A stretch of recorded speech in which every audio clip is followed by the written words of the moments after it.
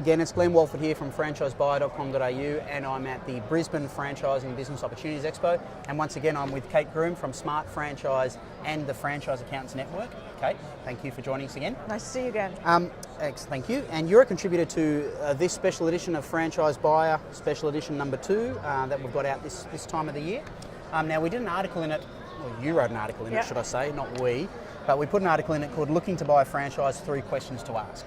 So it's always a good time, especially we don't get to meet face to face very often, do we? So it's good to catch up and go over some of the information and put it out there in video as well to help people their understanding of it. So can you take us through what the detail of this article was and specifically the 3 questions to ask when buying a franchise?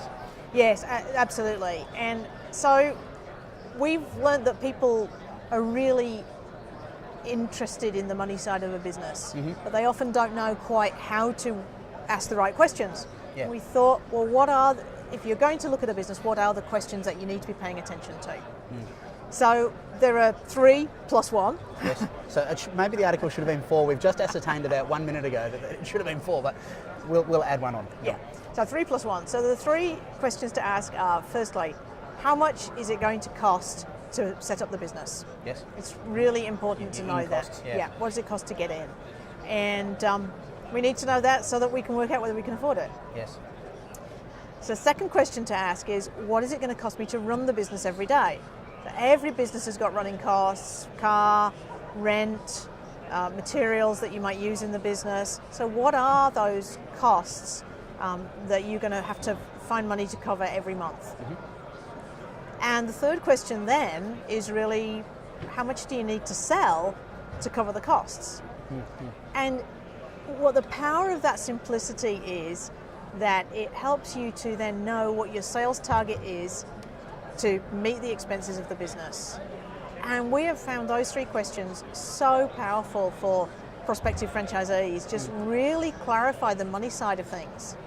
So it really drills down and just, it seems quite simple, but I think a lot of things in when we're dealing with this should be quite simple. Yes. Because there's a lot of clutter and noise out there about it. Yeah. So it's really the basics, isn't it? Yes, it is. So underneath all of that, of course, running a business and working out the number side is quite complex. But as a person who's thinking about a business, what do you need to have in your mind? Well, what's it going to cost me to start this business? Yep. Every month, how much do I need to make to pay the bills? And then based on that, how much do I need to sell? That's going to tell you everything that you really need to know at that very top level to help you think through, is this business going to work for me? And then, so that brings us to the 4th one. Yep, the extra, which 4 questions. Which is really, is just so important and such an important thing to think about, which is that you've got the costs for running the business. I mean, when you're running Franchise Buyer, that's got costs. You've got to cover those, but you also need to make an income. So the 4th question then is, what do I need as a business person in terms of my income, my personal income, so that we can add that as a cost of the business and work out what it needs to sell to achieve your personal income. And that's often something that people don't think about really early enough.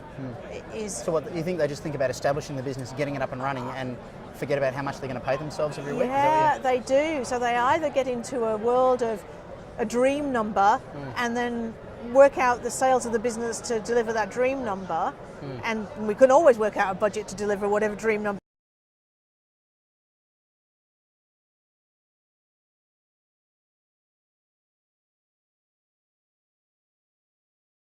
I think, well, I need to pay the mortgage and the school fees and my car loan repayments, and I want to take a holiday and make some savings, and think, well, in the first year, what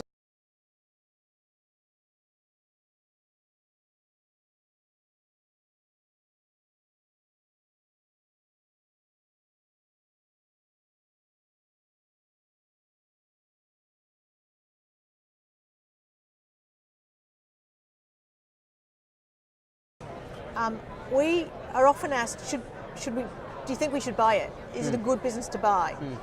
Now, if it's a really bad business and the numbers don't make sense, we're going to say the numbers don't make sense. But a lot of businesses can work. At the end of the day, though, that's not our choice as an advisor. Is it the right business to buy? Is it going to work for you? We can't tell you that. but we can tell you what do you need to sell to cover your costs and to make an income. And ultimately that has to be up to you to make that call, whether that can happen, whether it's probable or otherwise. And so then the question becomes, based on what I know about the franchisor and the training and the support and the system, how confident am I that with their support I can achieve those sales targets and those costs to make my targets achievable? Yep. Okay. Well, there's lots of things to think about there out of 4 questions. Yeah. Kate Groom, thanks very much for joining us again. Thanks as always, Glenn. Pleasure. Nice to be with you. Yeah, you too. That's Glenn again from franchisebuyer.com.au, and I'll catch you again soon.